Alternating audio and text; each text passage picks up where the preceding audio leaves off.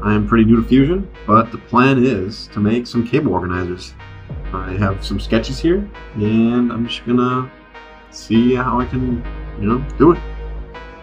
Came from SOLIDWORKS, so this is a bit weird to me, but we'll figure it out.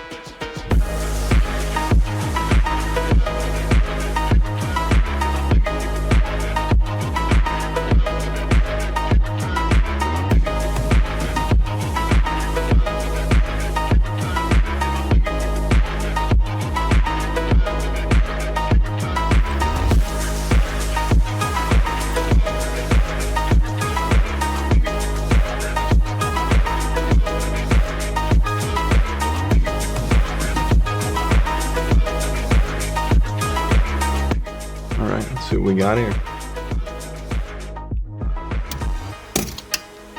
So here they are printed. Flexible to open up.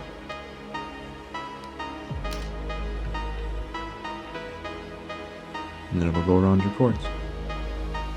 And remember, reality is built.